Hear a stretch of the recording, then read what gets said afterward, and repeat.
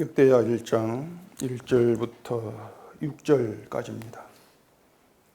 다윗의 아들 솔로몬의 왕위가 견고하여 가며 그의 하나님 여호와께서 그와 함께하사 심히 창대하게 하시니라. 솔로몬이 온 이스라엘의 천부장들과 백부장들과 재판관들과 온 이스라엘의 방백들과 족장들에게 명령하여 솔로몬이 온 회중과 함께 기브온 산당으로 갔으니 하나님의 효막 곧 여호와의 종 모세가 광야에서 지은 것이 거기에 있음이라. 다윗이 전에 예루살렘에서 하나님의 궤를 위하여 장막을 쳐 두었으므로 그 궤는 다윗이 이미 기럇 여아림에서부터 그것을 위하여 준비한 곳으로 메어 올렸고, 옛적에 훌의 손자 우리의 아들 브살렐이 지은 놋제단은 여호와의 장막 앞에 있더라. 솔로몬이 회중과 더불어 나아가서 여호와 앞 곧 회막 앞에 있는 놋제단에 솔로몬이 이르러 그 위에 1000마리 희생으로 번제를 드렸더라. 아멘. 기도하겠습니다. 하나님, 오늘 또 이 말씀에 담겨 있는 하나님의 일하심, 하나님의 그 뜻을 알기를 원합니다. 하나님의 뜻 가운데에서 내 뜻을 위해 나아가는 것이 아니라 그 뜻에 끌려가는 그런 성도된 그런 저희가 되도록 해주시옵소서. 예수님 이름으로 기도합니다. 아멘. 자, 오늘부터 역대하를 시작을 하겠습니다. 역대하는 이제 솔로몬 이야기로 시작이 됩니다. 그럼 먼저 이 역대상에서 솔로몬 이야기가 어떻게 이제 마무리되었는가 좀 확인을 할 필요가 있어요. 역대상 29장 넘겨보십시오. 앞으로. 역대상 29장 23절입니다. 솔로몬이 여호와께서 주신 왕위에 앉아 아버지 다윗을 이어 왕이 되어 형통하니 온 이스라엘이 그의 명령에 순종하며 모든 방백과 용사와 다윗 왕의 여러 아들들이 솔로몬 왕에게 복종하니 여호와께서 솔로몬을 모든 이스라엘 목전에서 심히 크게 하시고 또 왕의 위엄을 그에게 주사 그전 이스라엘 모든 왕보다 뛰어나게 하셨더라. 자, 이게 역대상에서 마무리된 솔로몬 이야기입니다. 하나님이 솔로몬을 형통하게 하셨고 또 심히 크게 하시고 그전 이스라엘 모든 왕보다 뛰어나게 하셨다. 그렇게 되어 있죠. 우리는 이것을 이제 한마디로 복이라 이렇게 얘기를 합니다. 그리고 본문 1절을 보십시다. 다윗의 아들 솔로몬의 왕위가 견고하여 가며 그의 하나님 여호와께서 그와 함께 하사 심히 창대하게 하시니라. 여기 창대라는 말이 또 나오고 있죠. 이 창대하다, 뭐 성장하다, 커졌다 그런 뜻인데 창대하게 되는 것도 이제 우리는 복이다 이렇게 얘기를 한단 말입니다. 그렇게 솔로몬은 역대상에서 복받은 사람으로 끝나고 역대하에서 복받은 사람으로 시작을 하고 있다는 얘기예요. 그리고 솔로몬이 창대하게 되는 이유를 이제 대개 어떻게 보냐면 6절에 그 1000마리 희생으로 번제를 드린 것이 있는데 이제 그것과 연결해서 이 솔로몬의 창대를 또 해석하는 경향이 굉장히 많이 있죠. 솔로몬이 1000마리 희생으로 번제를 드릴 정도로 믿음이 좋았고 정성도 있었다. 그래서 그에 대한 응답과 보상으로 하나님이 심히 창대하게 하는 복을 주셨다. 이러한 얘기들을 많이 하고 또 그렇게 알고 있는 사람이 부지기수란 말입니다. 그런데 만약 그게 맞다면 이 성경을 이렇게 복잡하고 어렵게 이야기할 필요가 도무지 없어요. 그냥 이 성경에서 믿음이 좋다고 할 수 있는 사람들, 또 믿음의 열심과 정성이 있다는 사람들을 추려서 그들을 이제 모아놓으면 된단 말입니다. 그들이 복받은 이야기를 모아놓으면 그게 성경이 되지 않겠습니까? 그리고 끝에 가서 이제 이런 사람이 믿음 복을 받았으니까 너희도 이런 믿음을 본받아서 복받아라. 그렇게 얘기하면 된단 말이에요. 그래도 복만 얘기하는 게 속 보인다 싶으면 이제 거기에 착한 행실 갖다 붙이면 되겠죠. 이 사람들이 성경에서 뽑아내는 거의 다 이 두 가지입니다. 복받기 위한 믿음, 그리고 천국 가기 위해서 마땅한 착한 행실, 이 두 개를 뽑아내고 있는 것이죠. 이 두 가지가 거의 모든 관심거리다 보니까 이거 말고는 이 성경에서 이 관심을 도무지 두려고 하지를 않습니다. 그런데 이 복이라고 하는 것이 여러분이 생각하는 것처럼 간단치가 않습니다. 우리가 미처 생각하지 못한 내용을, 의미를 담고 있는 게 복이에요. 그래서 오늘은 이 설교 시작부터 좀 어렵게 될지 몰라서 미리 죄송하다 말씀드리는데 어려워도 좀 들어보십시다. 창세기 9장을 좀 보십시오. 창세기 9장 24절부터입니다. 노아가 술이 깨어 그의 작은 아들이 자기에게 행한 일을 알고 이에 이르되 가나안은 저주를 받아 그의 형제의 종들의 종이 되기를 원하노라 하고 또 이르되 셈의 하나님 여호와를 찬송하리로다. 가나안은 셈의 종이 되고 하나님이 야벳을 창대하게 하사 셈의 장막에 거하게 하시고 가나안은 그의 종이 되게 하시기를 원하노라 하였더라. 무슨 내용인지 잘 아실 겁니다. 방주에서 나온 노아가 농사를 짓기 시작해서 포도나무를 심었고 포도를 거두어서 그 포도로 포도주를 만들었단 말입니다. 그걸 이제 취하도록 마신 거예요. 그리고 벌거벗고 잠이 듭니다. 아마 이 노아가 이제 술 먹고 취하면 벌거벗고 잠이 드는 이게 주사가 아니었던가 이렇게 이제 볼 수 있겠는데 어쨌든 그걸 함이 보고 이제 밖에 나가서 두 형제들에게 이제 알렸다는 거예요. 그리고 그 말을 들은 셈과 야벳은 아버지의 벌거벗은 모습을 참아 보지 않으려고 뒷걸음쳐 들어가서 옷을 가져다 같이 덮었다. 그 내용이지 않습니까?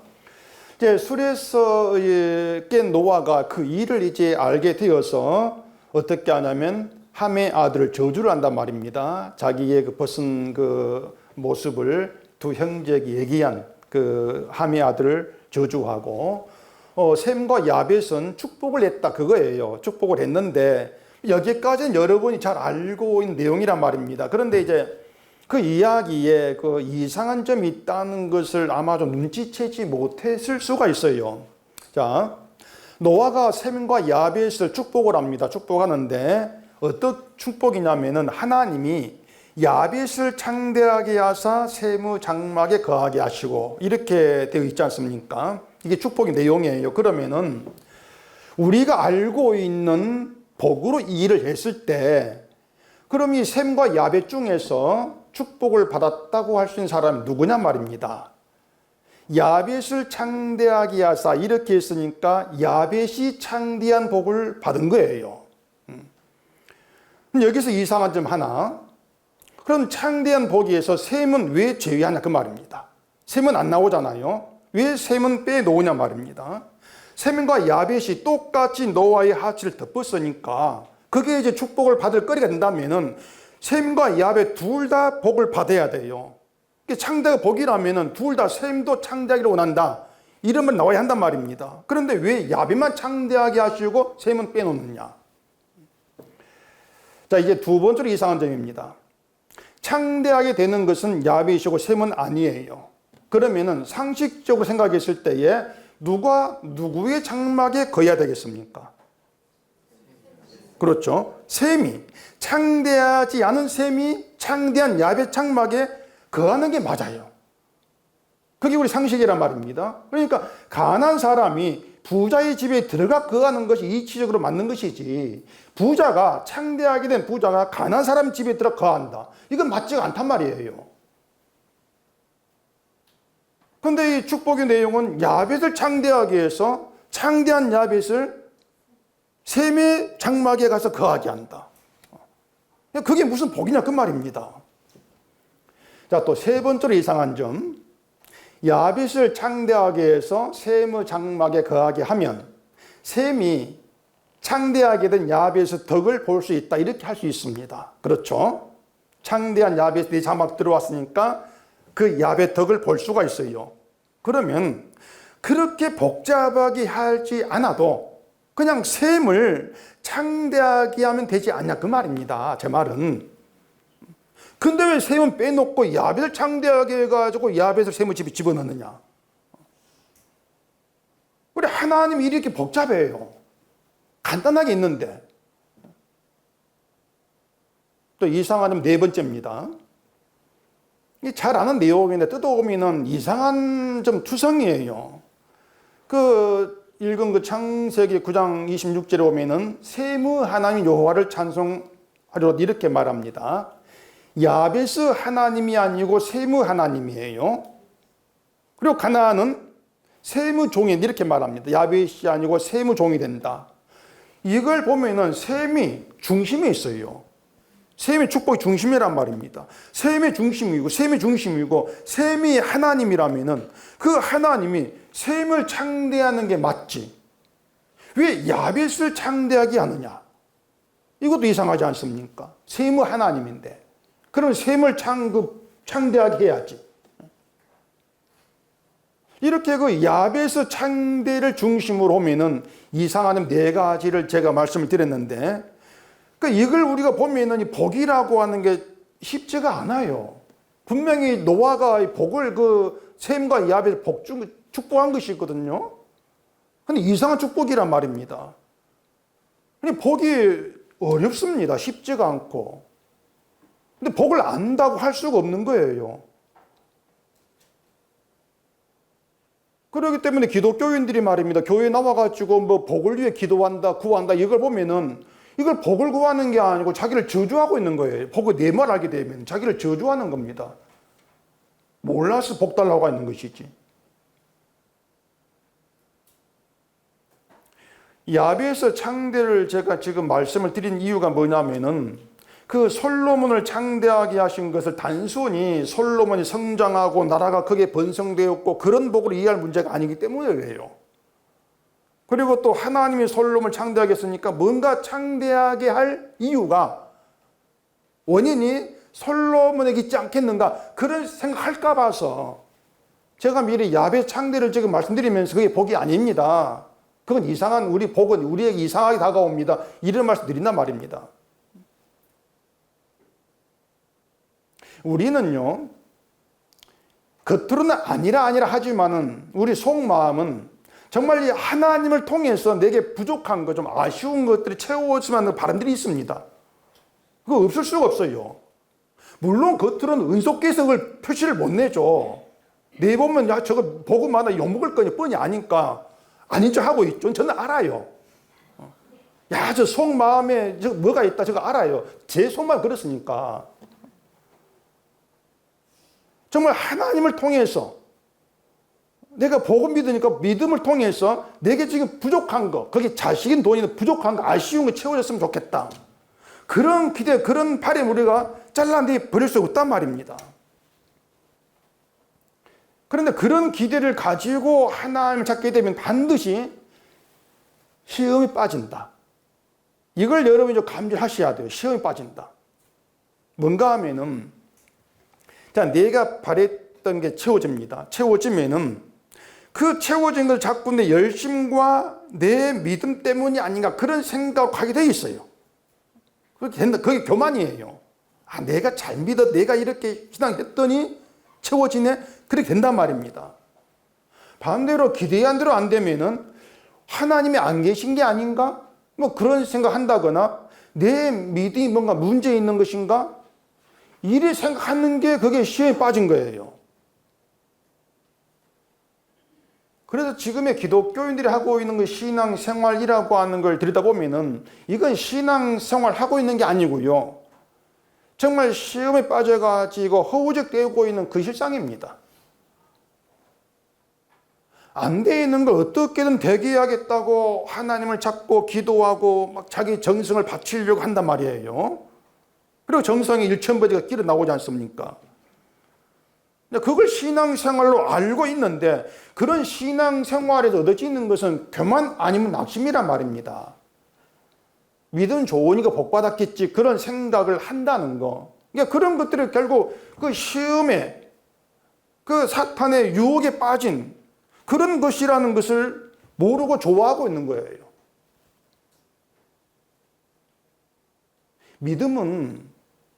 믿음은요, 내 힘으로 할 수 없는 것이 이것이구나 아는 겁니다. 알게 되고, 그리고 대기하신 그 능력을 믿는 게 믿음이에요. 대기하신 그 능력을 믿는. 그래서 내 힘과 열심을 동원해도 안 되는 걸 대기하는 거. 근데 반대로 자꾸 내 열심을 동원해가지고 안 되는 걸 되게 하겠다고 하지 않습니까? 그게 사탄에게 노라는 죄란 말이에요. 우리 힘으로는 안 되는 걸 되게 한다. 그게 언약입니다, 그것이. 제가 쉽게 말씀드린 거예요. 우리 힘으로 안 되는 걸 하나님 되게 하신다. 그게 언약이에요. 그래서 성경 언약으로 우리가 보게 되어지면은 우리가 아무리 발버둥 쳐도 이건 안 돼. 안 된다는 걸 알게 된단 말입니다. 그리고 안 되는 걸 되게 하신 주의 일에 눈이 띄어지는 거예요. 그게 언약을 알게 되는 것이에요.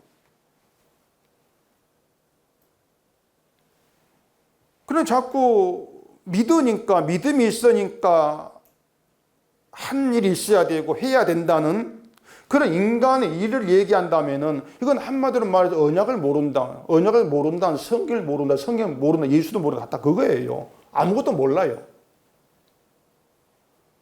그러니까 언약을 모르기 때문에 결국 인간을 중심한단 말입니다. 인간을 끌어들이는 것이죠.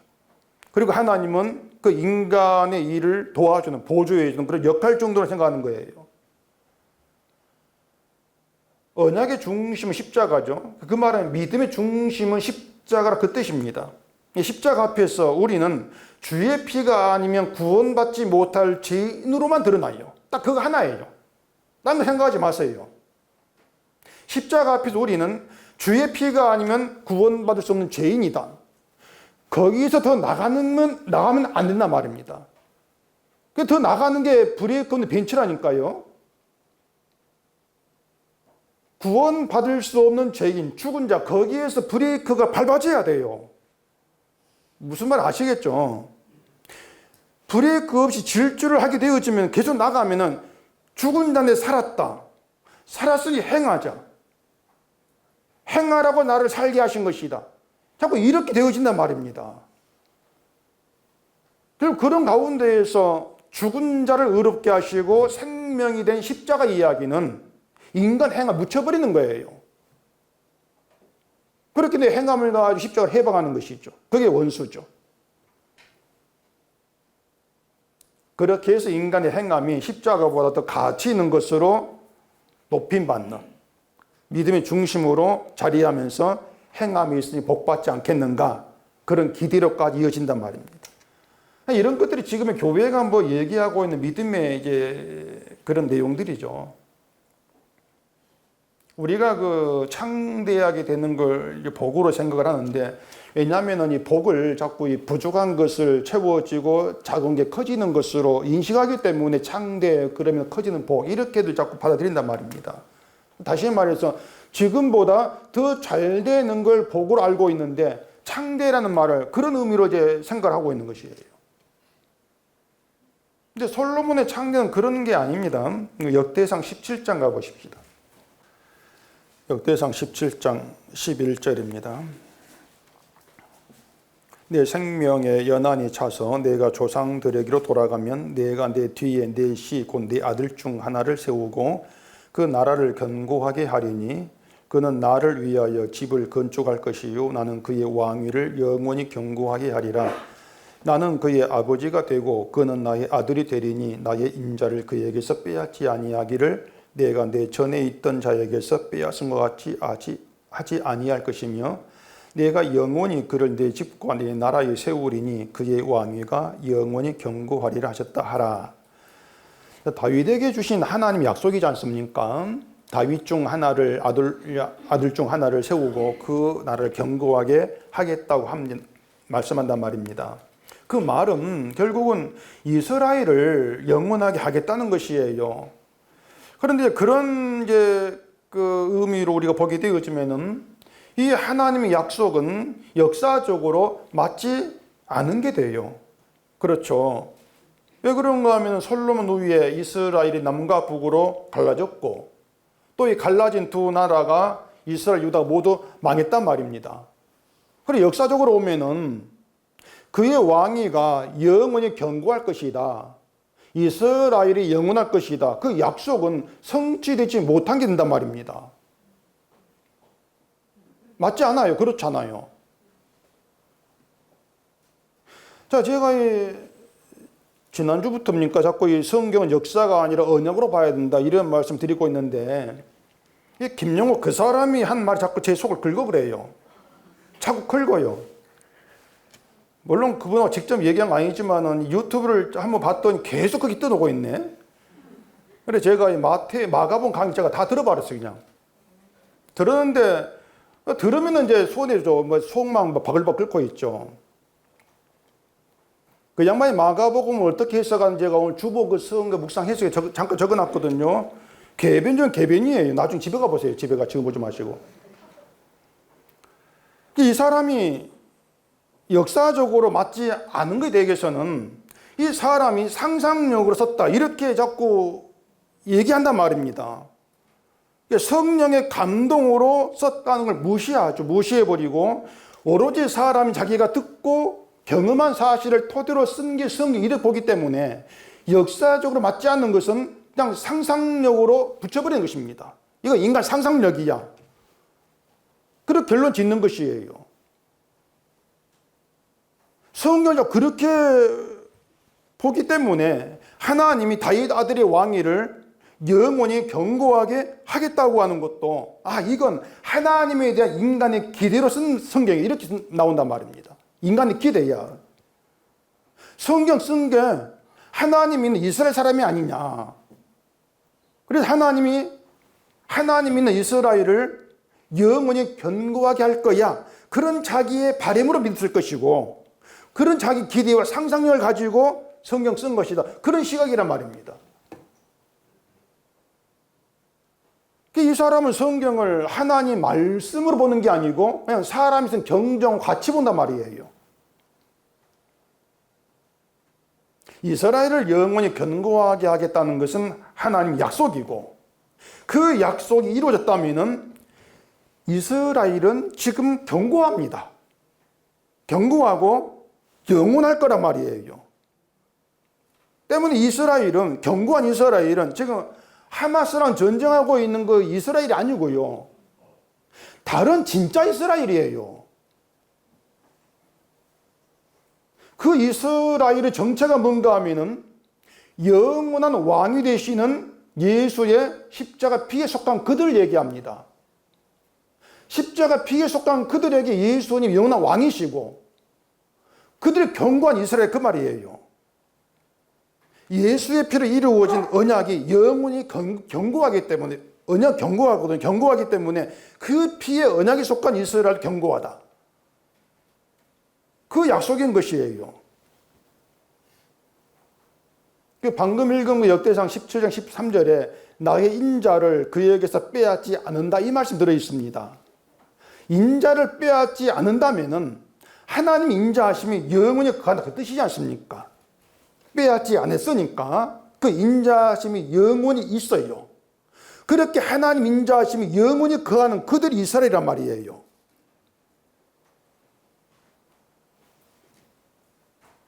결국은 이스라엘의 견고함이라고 하는 것은 이스라엘이 뭐 힘이 있고 막 그렇게 견고한 것이 아니고요. 하나님 인자하심이 견고하다 그 말입니다. 인자하심이 견고한 토대가 되는 것이에요. 그렇기 때문에 하나님의 인자하심에 있는 성도, 주 안에 있는 성도가 누가 뭐래도 흔들리지 않는 영원한 견고함인 이스라엘 그 말입니다. 그 이스라엘이에요. 지금 제가 드리는 말의 의미가 뭔가 하면은 우리가 딴 거 필요 없이요. 예수님의 십자가로 증거된 인자와 긍휼하심. 그것을 바라보는 게 견고한 믿음이라는 것이에요. 그러면 되는 것이에요. 근데 사람들은 자기를 자꾸 바라보지 않습니까? 나를 바라보면서 내 믿음의 상태, 내 구원의 가능성 이걸 따지잖아요. 내가 복 받을 수 있는가 복의 여부를 따지고 그걸 따지려면 내가 행한 게 있어야 돼요. 내 행한 걸 가지고 믿음을 판단 따지려고 하기 때문에 자꾸 뭔가 부족하다. 그런 생각이 드는 것이고 이 부족한 믿음을 채워야 돼. 그런 유혹에 있을 수밖에 없단 말이에요. 자꾸 사람 자기 믿음을 내가 견고하게 만들어야 돼. 이렇게들 자꾸 생각을 하는데 그러면서 믿음이 견고하고 흔들리지 않는 그런 믿음 갖고 있으면은 복받고 구원받는 그런 계산 속이지 않습니까? 그건 이미 믿음이 무너진 거예요, 그것은. 그건 믿음이 아닌 것이죠. 그래서 본문 1절에서 다윗의 아들 솔로몬의 왕위가 견고하여 가고 이 내용도요, 단순히 혈통적으로 다윗의 아들 솔로몬 이렇게 보면 안 되는 것이고요. 그 솔로몬의 왕권이 누구도 넘보지 못할 정도로 견고하게 됐다. 그런 뜻으로 보면 안 되는 것이에요. 이 다윗과 솔로몬은 단순한 부모 자식 관계가 아닙니다. 솔로몬이라는 이름은 다윗이 지어준 것이고 하나님이 지은 이름이 따로 있지 않습니까? 뭐예요? 여디디야. 하나님의 사랑을 입은 자. 다른 뜻이 있어요. 자, 다윗이 우리야를 죽인 죄에 대해서 나단 책망을 받습니다. 그리고 내가 여호와께 죄를 범하였다. 이렇게 죄를 고백한단 말입니다. 그리고 이제 나단이 여호와께서 당신 죄를 사하셨나니 죽지 않는다. 이런 말을 다윗에게 해요. 근데 덧붙여 나오는 말이 당신이 낳은 아이가 반드시 죽는다. 이 말을 한단 말입니다. 결국 아이의 죽음을 통해서 다윗 말고 아이의 죽음을 통해서 다윗이 죄로 인해 죽어야 될 자라는 걸 보이시는 거예요. 너는 죄로 죽을 자 이걸 너 아들 죽으면 더 봐라 그 말입니다. 결국에 뭔가 하면은 하나님이 다윗 죄를 사하셨다 해서 사하신다는 것이 뭐냐면은 반드시 죽어야 될 자, 반드시 죽어야 될 자의 죄를 하나님이 사하시고 죽이지 않으신다. 그 의미가 되는 것이에요. 그 후에 솔로몬이 등장을 해서 그 솔로몬 이름을 여디디야. 이렇게 말씀함으로 인해서 죽을 자를 죽이지 않으시고 죄를 사하신 게 모든 일이 하나님의 사랑이 개입된 것이다. 그걸 보이고 있단 말입니다. 그런데 다윗과 솔로몬 관계에는 하나님의 사랑이 개입된 걸 의미해요. 뭔가 하면 다윗의 언약, 그냥 언약이 아니고 하나님의 사랑이 개입된 언약이다. 그걸 솔로몬 탄생을 또 보이시는 얘기예요. 복잡하죠. 근데 만약에 성경을 다윗과 솔로몬을 부모 자식 이렇게 봐버리면은 이 성경은 이건 아무것도 아니에요. 그냥 우리와 아무 관계 없는 성경이 돼버리는 것이에요. 다윗 아들 솔로몬 이게 나와 무슨 상관이 있어? 난 다윗 아들이 아닌데 이랬단 말입니다.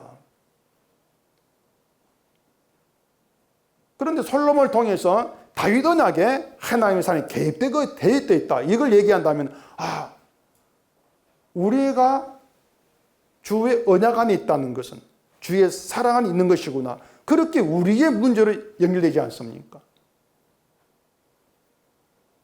이게 성경 이야기가 되는 것이에요. 사랑이 개입된 언약이 다윗 자손으로 오신 예수 십자가로 이루어지지 않습니까? 그리고 십자가로 인해서 사랑이 확정되었다. 이렇게 얘기하고 있는 것이에요. 언약 속에 들어있는 사랑이 주의 십자가로 드러나고 확정되었다는 얘기예요. 이게 무슨 얘기냐면요. 하나님이 솔로몬에게 복을 주셔서 창대하게 하신 것이 아니고 하나님이 이스라엘을 하나님의 언약으로 부르셨음을 의미한단 말입니다. 이스라엘을 언약으로 불렀다. 그걸 얘기하는 것이에요. 그 이스라엘을 언약으로 불렀다는 얘기는 이스라엘을 사랑으로 불렀어. 그 뜻이란 말입니다. 사랑으로 불렀어. 그 사랑은 반드시 죽을 자를 죽이지 아니하시는 그 사랑이란 말입니다. 이스라엘은 자기를 그렇게 알아봐야 돼요. 이스라엘이. 우리를 사랑으로 불렀구나. 우리가 믿어 사랑받는 것이 아니고 애당초 죽을 자를 하나님의 사랑 불렀구나. 그렇게 자기를 보는 게 진짜 이스라엘란 말입니다. 근데 이스라엘은 그런 시각이 없어요.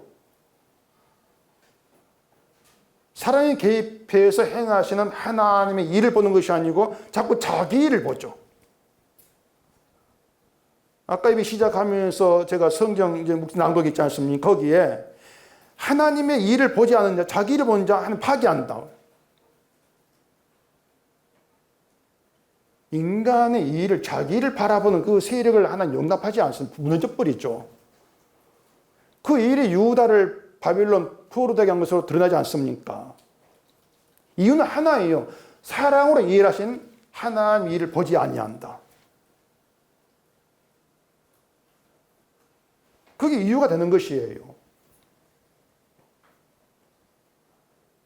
그러니 사랑받겠다고 하는 자체부터가 잘못된 거죠. 그게 나쁜 거예요. 사랑으로 개입하신 그 하나님을 알아야 되는데 그런 하나님에 대해서는 관심이 없다는 얘기예요. 사랑으로 부르시고 사랑을 나타내라고 하는 것이 이스라엘을 부르신 취지입니다. 그리고 우리를 예수 안에 부르신 이유고 뜻이에요. 이게 하나님 뜻이라면은 내가 창대하게 되고 잘 되는 것을 바라고 하나님 믿는다는 것은 하나님 뜻에서 벗어난 내 생각이고 욕심이라는 것. 그걸 여러분이 분명히 좀 알고 계셔야 한단 말입니다. 솔로몬의 장대는 솔로몬이 잘한 것에 대한 보상이 절대 아니지 않습니까? 6절에 그 1000마리 이생으로 번제를 드렸다고 하는데 그걸 이용해서 1000번제 헌금 만드는 목사도 있는데 하여간 이 돈 뜯어내는 쟤는 재주가 비상해요. 제가 하여튼 놀랄 놀자예요. 1000마리 희생 번제는 그 앞에서 다윗이 했어요. 이미 다윗이 29장에서 역대상 29장에서. 그러면 솔로몬은 다윗이 한 번제를 따라서 한 거예요. 솔로몬 아이디어가 아니고. 이것을 단지 다윗이 한 제사를 흉내냈다 이렇게 말할 수는 없는 것이고요. 솔로몬 일전 번제는 다윗의 그 신앙 언약을 따르는 것이다. 이렇게 볼 필요가 있단 말입니다. 다시 말해서 솔로몬이 아버지 다윗 신앙과 별개로 내가 하나님 잘 믿어서 이 나라를 드러 세워가겠다 이런 자기 목적이 아니란 것이에요. 그냥 다윗을 따라가는 거. 그게 솔로몬의 신앙일 뿐인데 이걸 이제 우리가 잘 좀 이해를 할 필요가 있습니다. 뭔가 하면 우린 대개 그 신앙을 개인적인 것으로 생각을 합니다. 그게 뭐냐면 내가 잘 믿으면 된다 그 생각이라는 얘기예요. 내가 잘 믿어야 되지 그거란 말입니다. 그렇기 때문에 내가 잘 믿어가지고 복 받는다? 그럼 복도 개인적인 게 되지 않습니까? 서로의 믿음이 따라 복 받는 것이니까 복이 개인적인 것이 된단 말이에요. 성경의 복은 개인적인 것이 아니에요. 절대 개인이 아니란 말이에요.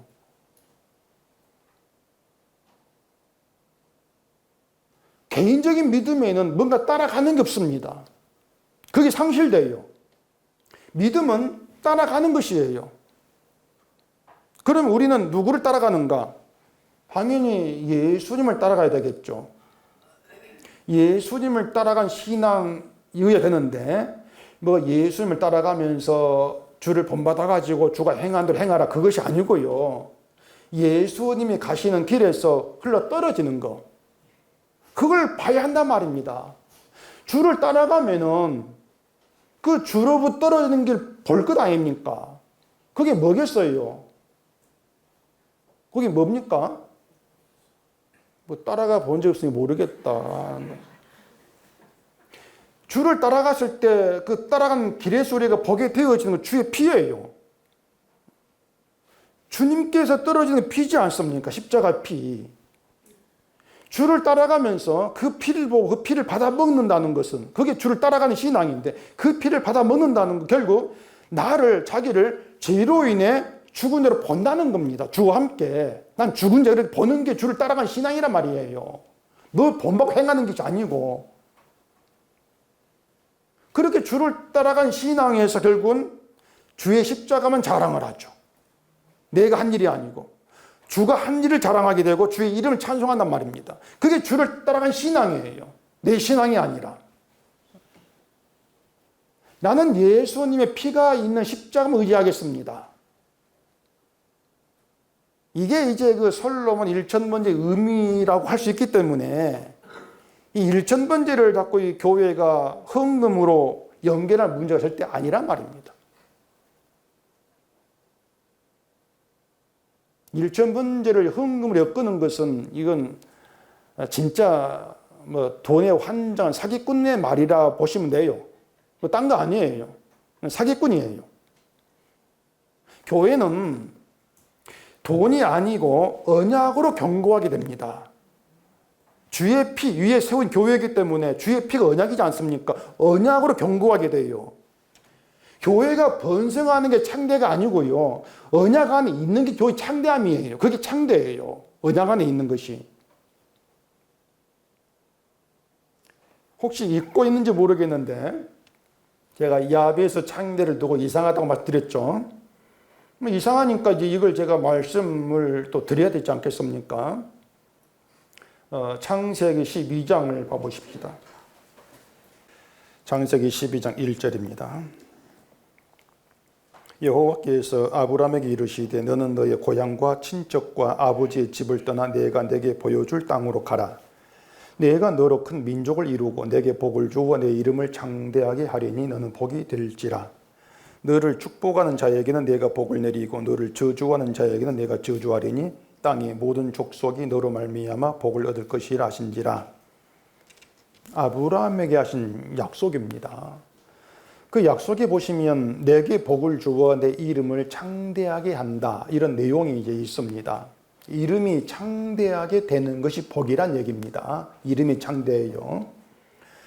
이름이 창대하게 된다는 것은 온 세상이 뭐 아브라함이란 이름을 모르는 사람이 없을 정도로 유명해진다, 알아준다, 그 뜻이 아닌 거예요. 그 뜻이 아니에요. 하나님이 창대하게 하겠다는 이름은 아브람이 아니라 아브라함입니다. 아시겠죠? 아브람, 그 이름을 창대하게 하는 것이 아니라 아브라함 이름을 창대하게 해요. 아브람은 부모가 지어준 이름이고, 부모가 지어준 이름에는 부모의 의도와 기대와 뜻이 들어갑니다.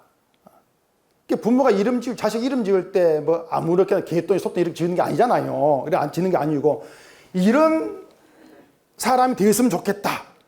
그럼 부모의 바람을 담아가지고 이름을 지는단 말이에요. 아브라함의 뜻이 고귀한 아버지, 그 뜻입니다. 아브라함이 고귀한 아버지. 그게 뭔가 하면 높임받는 고귀한 아버지가 되라. 그 뜻이라고 볼 수가 있는데, 근데 하나님은 아브라함이라 하지 말아라. 아브라함이라 해라. 아브라함은 열국, 여러 나라의 아버지, 그 뜻이란 말이에요. 아브라함은 고귀한 아버지는 그냥 아브라함의 가문에서 고귀한 아버지로 존경받는 그런 의미가 된다면, 아브라함은 열국 모든 나라의 아버지로 높임받는 그런 이름을 얘기한단 말이에요. 근데 아브라함이 무슨 수로 자기가 자기 이름을 이렇게 창대하게 만들겠습니까? 그런 재주가 없어요, 아브라함에게는. 결국은 어떻게 하신다는 얘기예요? 이름을 아브라함으로 바꾸신 하나님 하신다, 그 말입니다. 창대라는 것을 하나님 이루어내신다. 어떻게 하시느냐? 하나님이 언약으로 아브라함이란 이름을 이루신다는 거예요. 창대하게. 자꾸 복잡해져서 자꾸 죄송스러운데 쉽게 말씀드릴게요. 예수 그리스도 안에서는 하나님은 이스라엘이란 민족의 아버지가 아니고요, 하나님이 택하시고 부르신 모든 아버지가 돼요. 그렇죠? 하나님은 어떤 민족에 속하지가 않았어요. 하나님이 택하고 부르신 모든 민족의 아버지, 모든 이스라엘 아버지예요. 그러니까 예수 안에 있는 성도가 아브라함 후손이라, 그 말입니다. 예수 안에 성도가. 이것이 아브라함이란 이름이 창대하게 하신다 의미가 되는 것이에요. 그러니까 언약으로 오신 예수 그리스도 이름이 복이 되고, 주의 이름이 복이 되고, 예수를 믿게 된 것이 창대한 복에 거하는 것이 된다, 그 뜻이란 말입니다. 정리하자면은 예수 그리스도, 그 이름이 창대하게 된 이름이에요. 그 이름이, 주의 이름이. 그 이름이 복이 돼요. 아브라함 이름이 창대하게 난 것이 신약에 와서 예수 이름으로 이루어진 것이란 말입니다. 그렇다면은 예수님이 창대한 이름으로 우리 가운데 오신 것이고, 우리 가운데 거하시는 것이 우리에게 복이 되죠. 그렇기 때문에 우리는 복 받는다 이렇게 말한 것이 아니고 복이 나에게 와서 거한다 이렇게 말하는 게 맞아요. 여러분이 복 받는 게 아니고요. 한 사람이 복 받는 게 아니고요. 복이 여러분께서 거하는 것이에요. 이걸 두고 복이 글로 들어왔다 이렇게 말한단 말입니다. 맞잖아요. 복이 글로 들어온 거예요. 이것이 야베스 창대 의미예요. 자, 보세요. 창대하게 된 야벳이 셈의 장막에 거합니다. 그게 뭐냐면 복이, 창대한 복이 셈의 장막에 굴러 들어온 것이에요.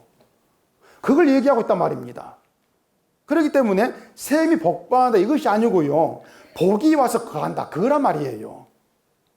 셈의 하나님이 셈에게 복이 와서 거하는 그런 셈으로 장막으로 만드신다는 얘기예요. 얼마큼 이해가 되신지 잘 모르겠는데 이게 이제 언약으로 이루어 진정한 복이 되는 것이에요. 솔로몬의 창대도 이제 그런 의미가 된 것입니다. 그런 의미예요. 솔로몬이 복 받는 것이 아니고요. 복이 와 솔로몬이 거하는 거예요. 솔로몬의 그 복은 다윗의 언약 안에 있는 것입니다. 솔로몬이. 그게 복이에요. 신약에서의 우리로 말한다면은 언약을 이루신 예수 안에 있는 게 복이다. 그렇게 보시면 돼요. 어려우면 당근 다 재워버리고 그렇게 알고 계시면 돼요. 언약을 이룬 예수 안에 있는 게 복이다. 이건 알지 않습니까? 그게 다 아는 이 말 하려고 제가 지금 어렵게 이 얘기를 지금 끌어온 것입니다. 다시 말씀드리는데 여러분이 반드시 좀 기억해야 될 게 뭔가 하면은 언약에는요 우리 개인 신학이라는 것이 없다는 겁니다. 언약은 하나님께서 하신 일만 우리에게 얘기를 해주고 있어요. 너 이렇게 해라 이렇게 하면 개인 신앙이 돼요. 그런데 하나님께서 하신 일만 얘기하면서 그 일만 높이라 그 말입니다. 너는 그 일만 얘기해. 때문에 성은 개인이 아니에요. 주가 하신 그 일 안에서 하나가 되는 것이에요. 때문에 주 안에 언약 안에서는 우리 각자 행하고 내가 믿음 좋고 넌 나쁘고 그렇게 각자 살아간 신앙은 없습니다. 그건 교회가 아니에요. 우리 신앙으로는 할 수 있는 것도 없고 되어지는 것도 없어요. 하나님이 하신 일만 우리의 구원입니다. 그 구원만 감사하는 거, 구원만 증거하는 거, 이게 교회란 말입니다. 그 구원이 주님의 피의 용서로 되지 않습니까? 그리고 교회는 주님의 그 용서만 얘기하면 되는 것이에요. 내가 하나님 찾고 믿고 복받고 그런 것은 없습니다. 아브라함의 이름을 창대하게 하신다는 것은 아브라함의 믿음을 창대하게 하는 것이 아니고 아브라함이라는 인간이 한 일은 빠지고 하나님이 하신 일을 이름에 담아서 창대하게 한다. 그 뜻입니다. 그러니까 아브라함의 이름이 창대하게 된 것은 아브라함 되게 하신 하나님 일이 창대한 것이에요. 그렇게 하시면 돼요. 솔로몬의 창대도 하나님의 언약으로 인한 창대. 그래서 우리가 하나님을 믿는다는 것은 죄로 인해 죽은 자인 내가 한 일은 없고 한 일 아무것도 없고 하나님이 행하시고 이루신 일만 있습니다. 난 그걸 믿습니다. 그게 믿어지는 이게 기적입니다. 이게 성도예요. 그래서 우리가 신앙생활을 좀 잘해보겠다고 하고 착한 일 하겠다고 하고 다 좋습니다. 다 좋은데 그렇게 행하고 살아가는 나에 대해서 내 믿음이 괜찮네 그런 느낌을 가진다면 그게 망하는 겁니다. 여러분 그거는 기억하셔야 돼요. 결국에 뭔가 좀 내 신앙을 위해서 한다는 일이 저주가 된단 말이에요. 우리가 뭘 한다 할지라도 여러분 속에 있어야 될 느낌이 뭐냐면은 아무리 봐도 나는 죄로 인해 죽은 자다. 그 느낌, 이 감각이 살아있어야 돼요. 이게 성령 받은 거예요. 그 감각이 있다고 하는 것이. 이것이 여러분에게서 사라진다면은 그건 믿음이라고 할 수가 없는 거예요. 그 점만큼은 여러분이 좀 아셨으면 좋겠다. 그 얘기입니다. 오늘 주보 그림을 이제 봐보시면은 어떤 신사가 이제 거린에게 그 돈을 주고 있지 않습니까? 돈을 주고 있는데 그 옆에 편말이 하나 있죠. 편말이 뭐가 써져 있습니까? 덴저, 위험, 거기에 적혀 있고 그 밑에 러브, 사랑이 적혀 있습니다. 이 그림도 AI에게 제가 만들어 했는데 이 AI가 한글을 몰라요. 덴저를 제가 위험 한글로 써놨겠는데 또 외계인의 어떤 글을 써놨더라고요. 그래 할 수 영어로 이제 해놨는데 이게 무슨 이제 또 의미인가 제가 또 설명을 드릴 필요가 있겠는데, 자, 이 신사가 구제를 하지 않습니까? 구제를 하는데 그 성경 구절 밑에 그 그림의 성경 구절에 눈이 높은 것과 마음이 교만한 것과 악이 형통한 것은 죄인을 이렇게 제가 구절 적어놨습니다. 자, 구제하는 걸 사랑이라 하는데 그 사랑이 위험하다는 것입니다. 위험하다. 어떤 점에 위험하냐? 구제하는, 그러니까 사랑을 베푼다고 생각하는 그 사람의 눈을 높이는 거예요. 뭔가 행할 때 마음을 교만하게 또 만들어요. 내가 괜찮아. 이게 교만이란 말이에요. 악인을 형통하게 한 죄인데 죄를 죄로 알지를 못해요. 그러니까 악인을 형통할 자격이 없지 않습니까?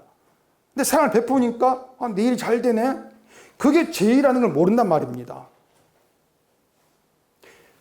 구제하는 사랑이 죄이니까 사랑하지 말, 그 뜻이 아니에요. 또 못을 박아야 되겠죠. 이게 아니에요. 구제를 하고 사랑을 베풀고 뭘 다 한다 할지라도 인간은 악한 죄인을 존재하는, 이걸 잊지 말라 그 말입니다. 사랑을 베풀면 자꾸 자기 행위를 스스로 칭찬을 한단 말이에요. 내 행위를 칭찬하면 자연히 내가 믿음 있는 괜찮은 사람으로 자기를 적상시키게 돼요. 난 괜찮네. 이게 눈이 높은 것이란 말입니다. 악인에게는 형통이라는 자체가 없어요. 진짜 형통은 예수 그리스도 안에서만 증명이 됩니다. 뭐냐면은 죄인인데 그 죄인에게서 하나님 인자를 뺏지 않고 죄를 사하시고 그 사람 계속 붙들어 놓은 것이 진짜 형통이에요. 그것이 진짜 그게 형통이죠. 그래서 형통, 창대 이런 말들은 언약을 이루신 예수 안에서 해석해야 될 단어라고 합니다.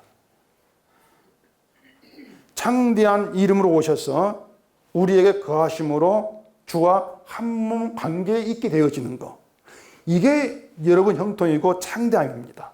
때문에 예수 안에 있는 교회는 단 한순간 약한 적이 없습니다.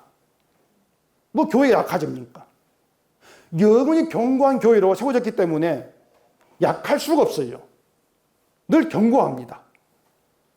근데 교회의 욕망을 가지고 다른 교회 비교하고 상대방보다 더 창대해져서 우월감을 느끼고 싶어하는 그런 욕망이 있기 때문에 사람 수, 돈 이런 걸 가지고 약하다 강하게 놔두고 있단 말이에요. 부잣집 문 앞에서 그 부스를 얻어먹었던 나사로가 우리 시각에는 정말 이 더러운 팔자를 타고난 그런 사람이지 않습니까? 아주 더러운 팔자예요. 그런데 언약 안에서는 이 나사로가 진짜 형통하고 창대한 인생이죠. 그렇지 않습니까? 누가복음에서 나사로가 죽어서 천사들에게 받들려 아브라함 품에 들어가다 이렇게 말합니다. 왜 아브라함 품이냐? 그게 저는 아브라함 언약을 의미한다 이렇게 보고 있어요. 언약에 안긴 거예요. 언약의 품에 들어간 것이죠. 나사로가. 주의 그 부자의 대문 앞에서 거주로 있었지만은 실제는 하나님의 언약에 거한 형통하고 창대한 자가 나사로였다. 천사들에게 받들려 들어갈 정도로 창대한 자가 나사로였다. 그래서 우리가 정말 어떤 그 신앙으로 좀 이 세상에 머물다가 떠나겠다 그런 생각이 있다면은 이 세상을 세상 그대로 보면 안 되는 겁니다. 그대로 보시면 안 돼요. 세상만 보고 생각하면은 교만 아니면 낙심하는 그 둘 중에 하나입니다. 우리가 기억할 것은 예수 그리스도가 십자가에서 이루신 창대한 이름이 우리 가운데 와서 거하신다. 그게 형통이고 창대라는 그 사실이란 말입니다. 물론 이런 형통과 창대가 늘 시선을 세상에 두고 있는 우리에게 실감 있게 다가오지 않을 거예요. 실감이 안 되겠죠. 그런데 정말 딴 것 다 잘라버리고 성경 펴놓고 언약만 보면서 언약 안에 살펴본다면은 아 그렇다. 정말 내게 형통과 창대라고 하는 것은 언약으로 오신 예수로만 밝혀질 뿐이구나. 우린 단 한순간이라도 1초만이라도 좀 그런 해보자 그 말입니다. 그렇잖아요. 지금 제만 지금 뭐 푸트리고 예고하고 있는 겁니까 지금? 우리 눈에 보이는 내 현실 보면은 정말 하나님 믿기 싫을 때가 한두 번이 아닐 거예요. 인정을 안 하신 것 같은데 우리가 욥의 형편 대보세요. 욥의 형편만 정말 이 저주가 안 나올 수 없지 않습니까? 나올 수밖에 없어요. 그러니 우리 눈에 보이는 세상 현실을 놓고 본다면은 솔로몬의 창대, 형통 이런 말들은 늘 내 부족을 채워지는 쪽으로만 우리 신을 둘 수밖에 없어요. 언약 안에 있는 게 형통이 창대입니다. 말은 그렇다 할지라도 실감은 안 되죠. 그러니 여러분들이 집에 돌아가서라도 오늘 설교 뭐였지? 들은 거 언약밖에 없다. 다른 거 모르게 언약밖에 들은 게 없다. 그리고 언약을 놓고 보시라 그 말입니다. 언약을 놓고 언약 밖에 있는 거, 언약 안에 있는 거 무엇이 형통이 무엇이 창대인가 좀 따져보세요. 따져보시면서 언약 안에 있는 게 나중에 내가 죽어서 나사로처럼 천사가 나를 받들어서 주의 품에 나를 집어넣는다. 아이고 좋아라. 좀 잠깐이라 그런 심령 가지면서 언약을 이루신 주님을 믿게 되어진 이 믿음이 감사합니다. 좀 그렇게 되어져야 되지 않겠습니까? 그래서 늘 좀 이 세상에서 형통하고 창대해지는 것 이런 꿈을 꾸는 것이 아니고요. 언약으로 오셔가지고 죽은 자인 우리를 죄를 사하시고 용서하신 그 주의 피를 증거하는 것 이게 성도이고 이스라엘이라는 것. 오직 이 점이 여러분 기억에 좀 지워지지 않고 그 주 안에서의 그 형통과 창대함으로 감사함이 있는 그런 우리가 좀 되어졌으면 좋겠습니다. 기도하겠습니다. 아버지 하나님, 늘 세상만 바라보고 살아간 저희들입니다. 그런 우리에게 오늘 이 말씀이 내 현실로 은혜로 다가와 주기를 소원합니다.